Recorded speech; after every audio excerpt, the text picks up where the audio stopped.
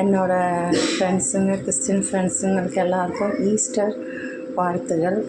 இன்றைக்கி நான் செய்ய போகிறது காய் எல்லாம் போட்டது பிரியாணி, காய் பிரியாணி. அதுக்கு எல்லாமே கட் பண்ணி வச்சுருக்கு. நம்ம இப்போது நான் குக்கர் வச்சுருக்கு, எண்ணெய் ஊற்றிருக்கு. நம்ம அதில் கிராம்பு, பட்டை எல்லாமே போடலாம். ஏலக்காய், பெருஞ்சீரகம்.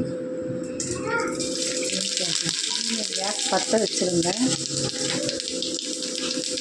கிராம்பு, பட்டை எல்லாமே போட்டு இல்லை நம்ம வெங்காயம்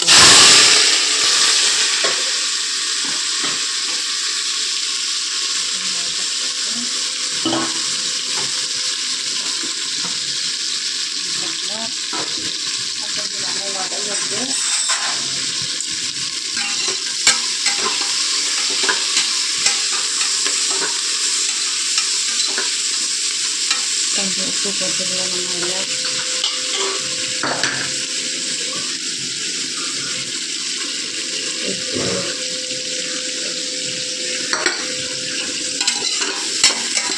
கொஞ்ச நாள் நல்லா வளர்த்து நான் சிக்கன் தொக்கு செஞ்சுருந்தேன்.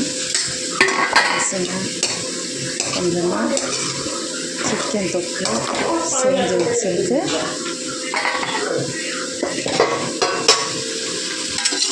கொஞ்சம் சிக்கன் ஃப்ரைக்கு கூட எடுத்து வச்சுருக்கு. கொஞ்சம் நல்லா வதங்கிட்டு இருந்துச்சு. இது நம்ம இதில் பச்சை மிளகா போட்டுடலாம். பச்சை மிளகா நம்ம முழுசாகவே போட்டலாம். ஏன்னா பிள்ளைங்களுக்கு இருக்கிற காரமாக இருந்தால் ஒரு 6-7 பச்சை மிளகா சின்னதாக போட்டுட்டு கட் பண்ணாமல் நான் வந்து இதில் மிளகாத்தூள் அந்த மாதிரி இதில் சேர்க்க மாட்டேன். இது பச்சை மிளகு மட்டும்தான். நல்லா வதங்கிட்டு இருந்துச்சுங்க. நல்லா வதங்கிச்சு. நம்ம எல்லாம் தக்காளியும் புதினா எல்லாம் மல்லி எல்லாம் போட்டுக்கலாம். எல்லாத்தையும் கழுவி கொஞ்ச நேரம் வதக்கிட்டு நம்ம இதில் இஞ்சி பூண்டு போட்டுக்கலாம்.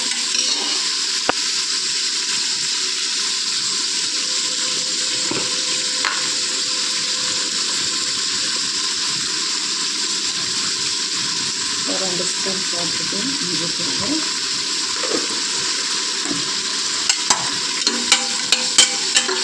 கொஞ்சம் வதங்கின அப்புறம் நம்ம இதில்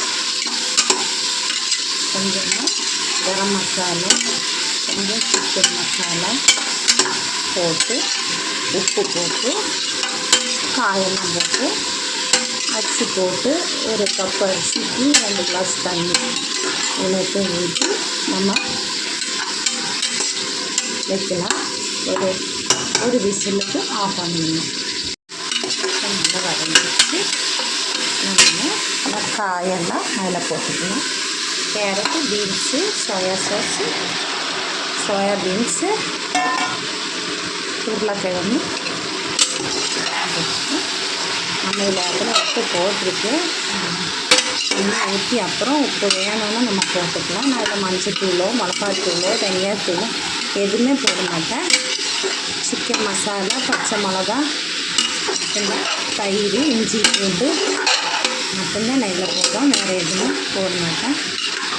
இதில் இப்போ நம்ம வந்து கரம் மசாலா போட்டுக்கலாம். என்கிட்ட இப்போ அரைச்ச கரம் மசாலா இல்லை, அதனால் நான் தூளுக்காக போட்டுருக்கேன். நம்ம இதில் தயிர் ஊற்றிக்கணும். ஒரு கவர் தயிர் ஊற்றிக்கலாம்.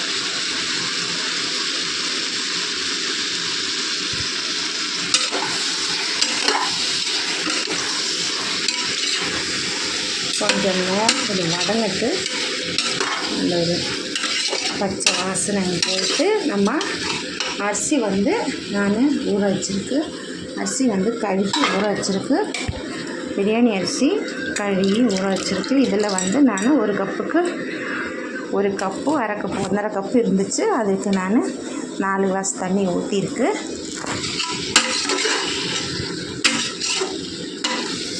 இதில் நம்ம இதை எடுத்து இதில் கொஞ்சம் நெய் ஊற்றிக்கலாம். இந்த 1 கப்பு நெய் ஃபுல்லாகவே ஊற்றிடுவேன். நான்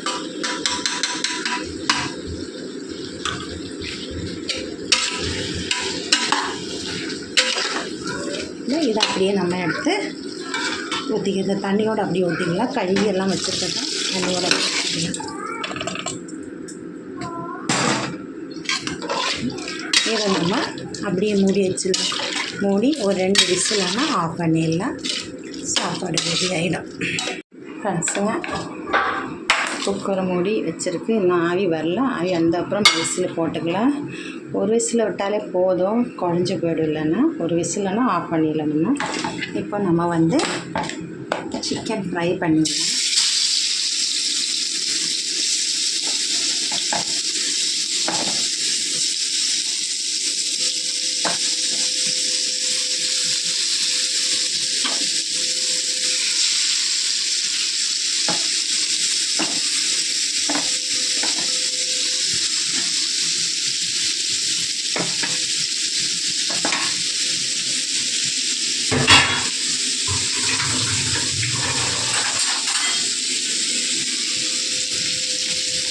நல்லா அது வந்து ஃப்ரை ஆகிடுது.